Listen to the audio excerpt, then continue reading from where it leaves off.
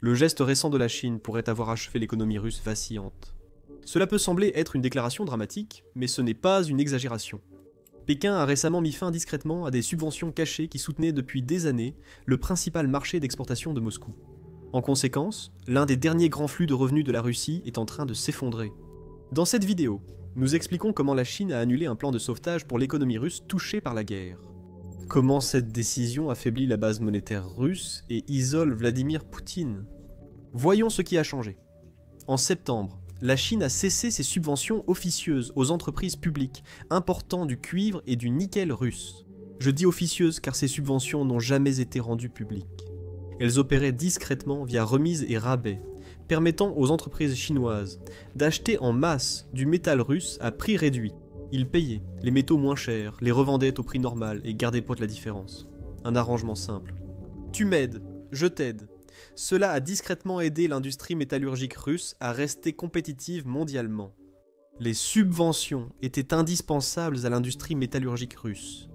Elles ont longtemps servi de pont invisible pour maintenir les exportations, alors que le reste du monde fermait ses portes.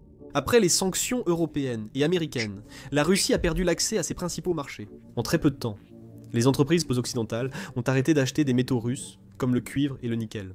La bourse des métaux de Londres et le Chicago Mercantile Exchange ont interdit tous les métaux russes. Du jour au lendemain, la Chine est restée le seul grand acheteur à répondre au téléphone, sans se limiter à acheter. Elle a discrètement maintenu le système grâce à ses incitations financières, rendant les transactions rentables malgré les risques élevés. Ces avantages ont permis aux usines russes de fonctionner, aux mineurs d'être payés et aux roubles de résister. Ce n'était pas un partenariat, mais une aide vitale déguisée en commerce. Quand Pékin a coupé les vivres en septembre, ce n'était pas qu'une question de coût, mais aussi un message. La Chine ne voulait plus soutenir l'économie d'exportation vacillante de la Russie. Au risque de ressembler à une mauvaise chanson d'amour, pour comprendre ce que la Russie vient de perdre, il faut d'abord apprécier ce qu'elle avait. Les chiffres racontent l'histoire très clairement ici. Plus tôt cette année, la Russie a connu une forte augmentation de ses exportations de métaux vers la Chine. Les ventes de cuivre ont augmenté de 66%, et les expéditions de nickel ont plus que doublé par rapport à l'an dernier. Ce système était si efficace que l'aluminium russe se vendait parfois plus de 20% sous le prix mondial. En regardant ces chiffres, il n'est pas nécessaire d'être un génie pour comprendre que les subventions chinoises étaient très efficaces. Ils ont vraiment créé une situation gagnant-gagnant. La Russie a maintenu ses usines en activité et ses chiffres d'exportation élevés. La Chine profitait de matières premières bon marché pour ses industries, mais cela a cessé et Pékin se retire discrètement. Personne ne dit pourquoi, mais il est facile de comprendre la situation. La Chine refuse, en théorie, de trop dépendre d'un pays exclu des grands marchés mondiaux. L'économie chinoise a ses défis à relever, et soutenir Moscou n'est pas sa priorité. En supprimant ses subventions, la Chine protège ses propres industries des fluctuations de prix et des risques d'approvisionnement. Et ce faisant, elle laisse la Russie sombrer. Cependant, une autre raison, moins souvent mentionnée, existe aussi. En résumé, la Russie est chaotique, et la Chine refuse de s'y impliquer. Nous en parlerons plus en détail dans quelques minutes. Comme vous l'imaginez, l'impact a été immédiat. Sans remise, les métaux russes sont devenus plus chers et moins attractifs. Presque du jour au lendemain, ils ont tout simplement perdu leur avantage. Les acheteurs chinois se sont alors tournés vers des fournisseurs d'Asie du Sud-Est, d'Afrique et d'Amérique latine. Ces régions proposent une main-d'œuvre moins chère, de nouvelles ressources et moins de risques. Une fois les acheteurs partis, il est difficile de les récupérer. La Russie se retrouve avec des métaux surévalués et moins de clients. Le cuivre et le nickel, auparavant vite vendus cette année, sont désormais stockés en entrepôt. Les exportateurs peinent à signer des accords, les profits baissent. Dans le commerce mondial, perdre l'avantage prix fait perdre sa place sur le marché. C'est ce qui arrive. Pour le Kremlin, ce n'est pas un simple accroc commercial, mais un coup au cœur de son plan de survie après les sanctions. Depuis 2022, lorsque les marchés occidentaux se sont fermés brutalement, la Russie s'est fortement appuyée sur la Chine pour acheter ce que personne d'autre ne voulait. Métaux, pétrole, gaz, bois, tout ce qui pouvait franchir les frontières est finalement arrivé dans les ports chinois. Pékin est devenu la bouée de sauvetage qui a permis à Moscou de continuer à se vanter de ses exportations records malgré l'isolement. Mais maintenant, à mesure que la Chine se retire, ces chiffres records commencent à s'évaporer. Si cela ressemble à une histoire d'effondrement progressif, eh bien, c'est parce que c'en est une. Bien que la Russie ne va pas s'effondrer du jour au lendemain, les dégâts causés à son économie se sont accumulés au fil du temps. À ce moment, ces coupes de subventions tombent très mal, alors que le budget russe est déjà à la limite. Pour commencer, Les dépenses de guerre augmentent mois après mois, drainant les ressources de presque tous les autres secteurs. Les services sociaux sont réduits, les pensions sont gelées, et les subventions régionales diminuent. L'inflation est forte, et les salaires réels ont chuté de plus de 8% cette année. Pour les Russes, la vie coûte plus cher, alors que les revenus stagnent. La pression sur le gouvernement augmente de toutes parts, et va empirer avec l'effondrement de l'industrie des métaux. Presque tout le budget fédéral dépend des taxes à l'exportation et des revenus énergétiques. Ces ressources financent l'armée, les infrastructures, la santé et l'éducation. Les métaux comme le cuivre, le nickel et l'aluminium ont généré plus de 60 milliards de dollars l'an dernier. Ces revenus ont compensé les pertes dues à la baisse des prix et exportation de gaz. Cela a gardé les usines ouvertes, payé les salaires et offert un répit à Moscou. Maintenant, avec la Chine qui réduit ses achats, cette source de revenus s'effondre, les remises ont disparu, la demande baisse et les prix chutent. Les exportations baissent déjà, et les analystes prévoient une chute de 20 à 30% des revenus des métaux d'ici la fin de l'année. Ce n'est pas une simple bosse, c'est un cratère. Moins de fonds pour la défense, moins de soutien aux régions en difficulté, et plus de pression sur le rouble. Ce n'est vraiment pas seulement un revers financier, c'est un coup direct porté au fondement de la survie économique de la Russie. Le Kremlin devra choisir entre réduire encore les services publics ou imprimer de l'argent, risquant ainsi d'accroître l'inflation. Et cela arrive au pire moment. De plus, les usines des montagnes de l'Oural, principales sources de nickel et cuivre, font déjà face à l'incertitude. Ces villes ont été construites autour de l'industrie des métaux. Lorsque la demande de la Chine ralentit, comme c'est le cas actuellement, les ouvriers sont licenciés, l'économie locale stagne, et les gouvernements régionaux cherchent désespérément des liquidités. Ce n'est pas une crise soudaine, mais l'étau se resserre déjà lentement. Considérez cela comme une nouvelle mauvaise surprise bientôt pour Moscou. Ce qui rend cela particulièrement douloureux, c'est que la Russie n'a pas les moyens de contrer la décision de la Chine. Elle ne peut ni imposer de sanctions, ni exiger de renégociations, étant la partie la plus faible du partenariat. Et comme on pouvait s'y attendre, les difficultés qui découlent de ce désordre sont également à sens unique, car la Chine, elle, n'en souffre absolument pas. Avec la disparition des subventions, ils peuvent désormais acheter des métaux, auprès de celui qui propose la meilleure offre. Cela donne un avantage à Pékin. Et, chose assez drôle, elle peut même encore acheter des métaux russes, mais cette fois à des prix cassés. La Russie, en revanche, ne peut pas facilement trouver de nouveaux clients. Elle s'est maintenant retrouvée dans une situation où elle doit offrir des remises encore plus importantes, juste pour continuer à écouler ses expéditions. Sinon, elle se retrouvera avec des entrepôts pleins de marchandises qu'elle ne pourra vendre à personne. C'est une situation perdant-perdant pour Moscou. Vendre à bas prix ou pas du tout, la Chine gagne toujours. Le changement des exportations de métaux de la Russie impacte aussi les marchés mondiaux, pas seulement localement. Jusqu'à récemment, la Russie était l'un des principaux fournisseurs mondiaux de nickel, de cuivre et d'aluminium. Ces métaux sont omniprésents, de la construction à l'électronique, et la Russie influence la stabilité des prix. Mais maintenant, avec la baisse de la demande chinoise et la diminution des exportations russes, cet équilibre commence à se rompre. Les traders à Londres et Singapour observent déjà des changements. Dans certaines catégories, l'offre se resserre, en particulier pour le nickel de haute qualité et le cuivre raffiné. En même temps, la Russie propose des stocks de qualité inférieure à des prix réduits, essayant de maintenir les flux de trésorerie. Ce mélange de rareté et de surabondance fait fluctuer les prix. Il est plus difficile de prévoir combien coûtera quoi que ce soit la semaine prochaine, sans parler du mois prochain. Ce chaos des prix touche aussi d'autres producteurs, pas seulement la Russie et la Chine. Le Chili, l'Indonésie et le Pérou font face à une concurrence imprévisible. Leurs métaux sont comparés à ceux de la Russie, soudain moins chers, malgré une qualité différente. Cela fausse les indices alliés de référence et rend la planification à long terme plus difficile pour tous les acteurs concernés. Mais ce ne sont pas que de mauvaises nouvelles pour les autres exportateurs. Des pays riches en ressources profitent pour renégocier des accords. Des acheteurs comme la Chine, auparavant dépendants de la Russie, cherchent désormais d'autres sources, renforçant ainsi les nouveaux fournisseurs. À huis clos, contrats réécrits, conditions changent et alliances naissent. Ce qui avait commencé comme un changement discret dans les habitudes d'achat chinoises est en train de devenir une remise à zéro mondiale de la façon dont les métaux sont échangés et fixés en prix. La Russie, comme toujours, répond par la propagande et n'est évidemment pas satisfaite. À Moscou, certains qualifieront sûrement cela de temporaire, peut-être comme un ajustement technique ou une révision de politique. C'est un optimisme irréaliste. Pékin ne prend pas de décision commerciale au hasard. Chaque étape est cruciale, surtout avec un partenaire majeur comme la Russie. Le gouvernement chinois a mis des années à établir un réseau varié de fournisseurs en Afrique, Amérique du Sud et Asie du Sud-Est. La Chine n'a pas autant besoin de la Russie que la Russie a besoin de la Chine. Et c'est précisément pour cette raison que Pékin peut se permettre de prendre du recul maintenant. Cette décision révèle aussi la vision chinoise de l'avenir russe. Pékin a probablement compris que la Russie n'est plus un partenaire économique fiable sur le long terme. La guerre en Ukraine a épuisé les finances et la réputation de Moscou. Les sanctions, l'instabilité des marchés et l'incertitude politique rendent la Russie risquée pour la Chine, attachée à la stabilité. C'est un avertissement. Réduire les subventions montre que nous limitons notre exposition. Fait intéressant. Quand on prend du recul, on se rend compte que cette situation autour des métaux n'est pas le seul signe montrant que la relation sino-russe se détériore. Récemment, on voit de plus en plus de signes que la Chine pourrait en avoir fini avec la Russie. Non de façon spectaculaire, mais par un retrait discret et méthodique qui devient impossible à d'en ignorer. C'est comme voir quelqu'un quitter lentement une mauvaise affaire en souriant poliment. En surface, les deux pays se considèrent toujours comme des partenaires stratégiques, mais en réalité, l'équilibre change assez rapidement.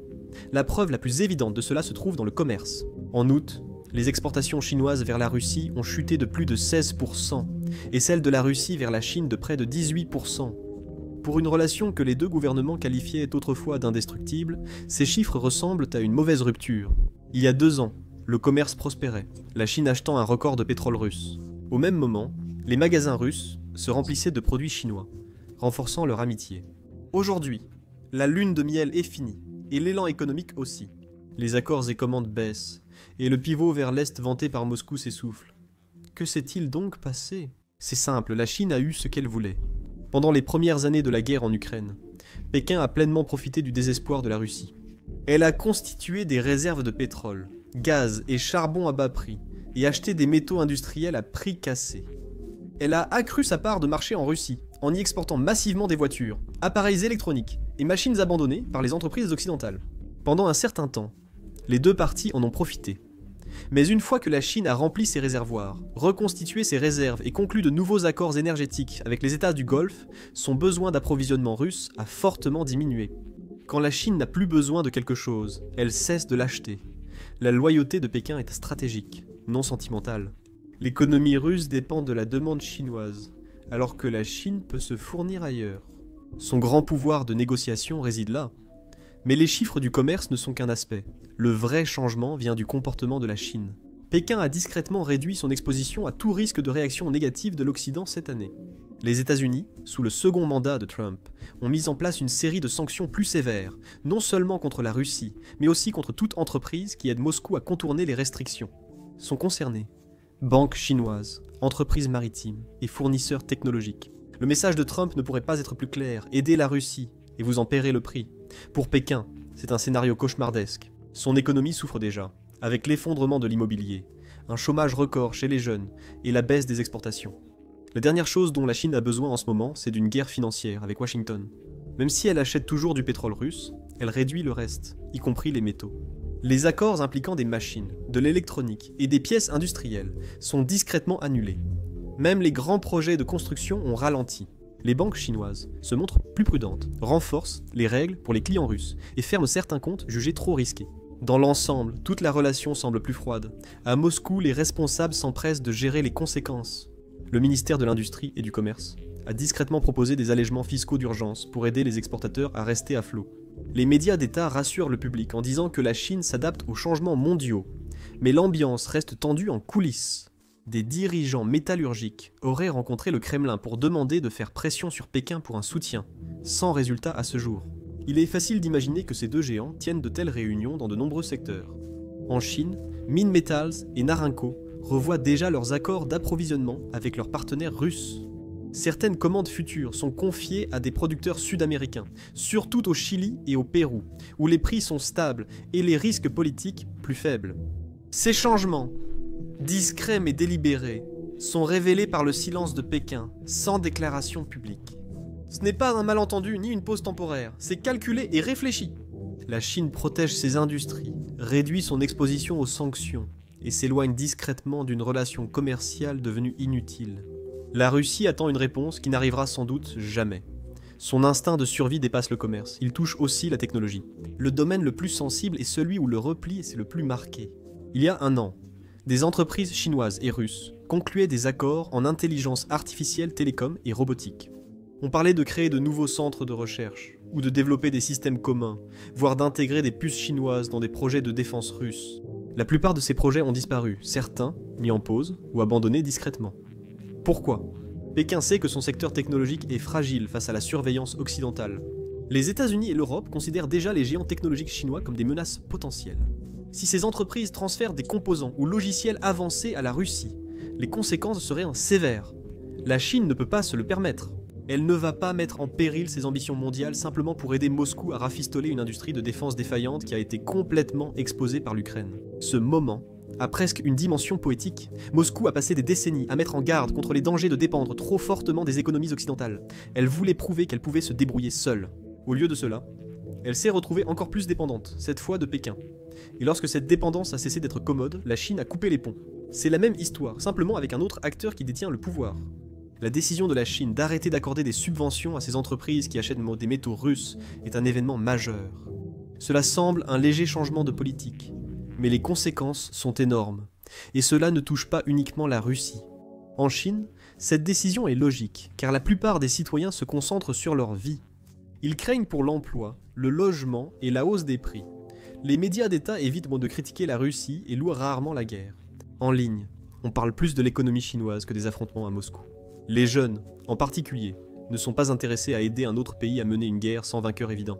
L'opinion publique estime que la Chine doit d'abord gérer ses propres problèmes, ce que les dirigeants de Pékin reconnaissent.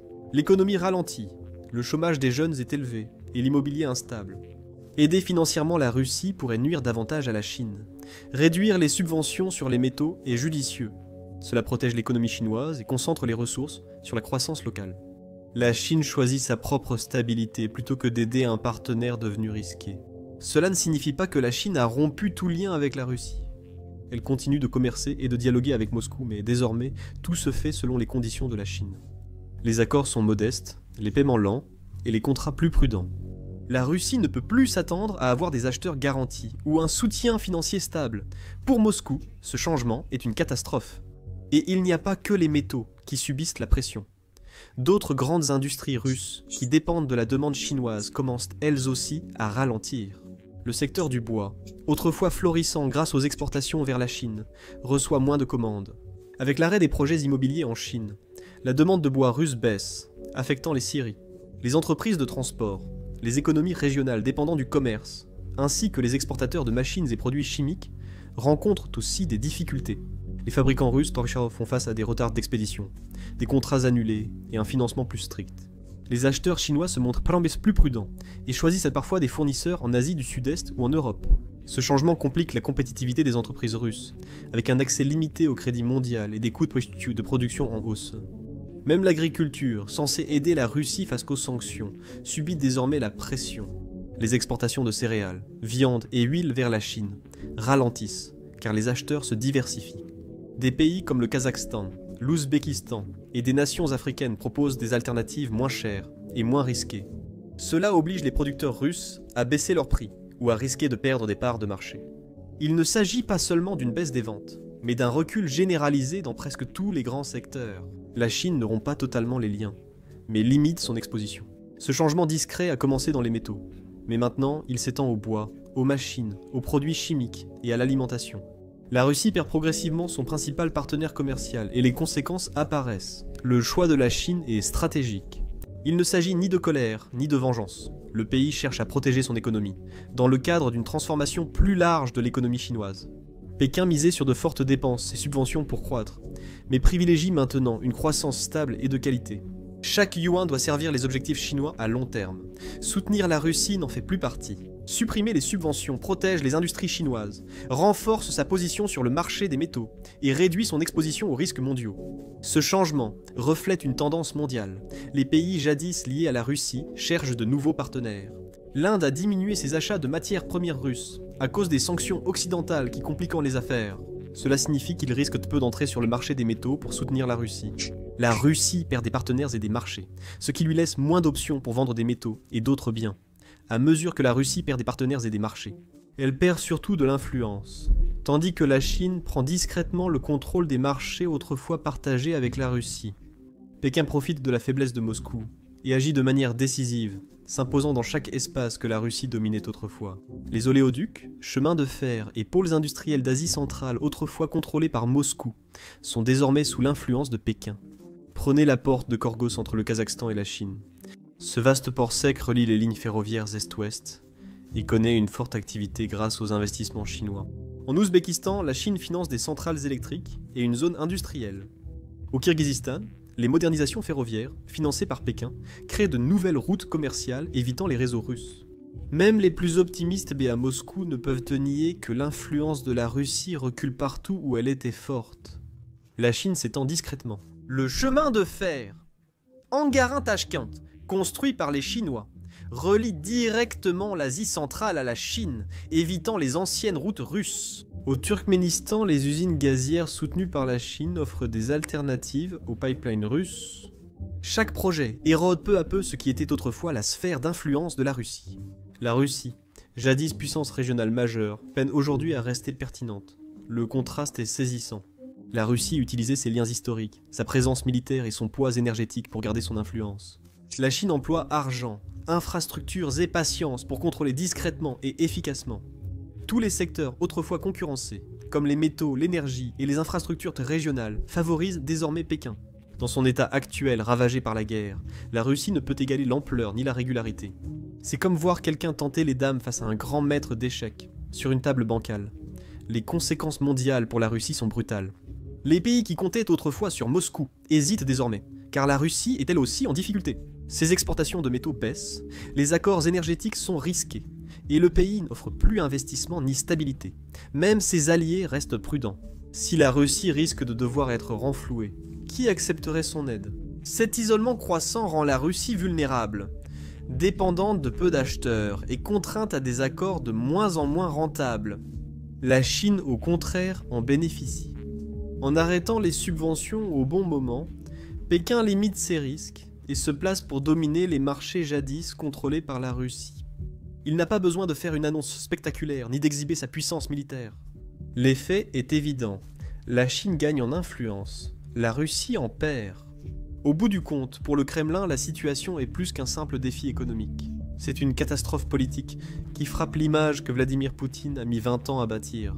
Le gouvernement russe cultive une image de force, chaque discours et réunion télévisée affirmant sa maîtrise de la situation. Mais lorsqu'un partenaire étranger comme la Chine se retire discrètement, cette illusion commence à se fissurer. Aucune couverture médiatique contrôlée par l'État ne peut dissimuler la réalité des chiffres. Si moins d'argent entre, quelqu'un en Russie va en payer le prix. Et cette personne, c'est généralement un citoyen ordinaire. Les prix montent, et les produits importés se raréfient en supermarché. Les produits essentiels proviennent désormais de marchés plus petits et coûteux au lieu de l'Europe.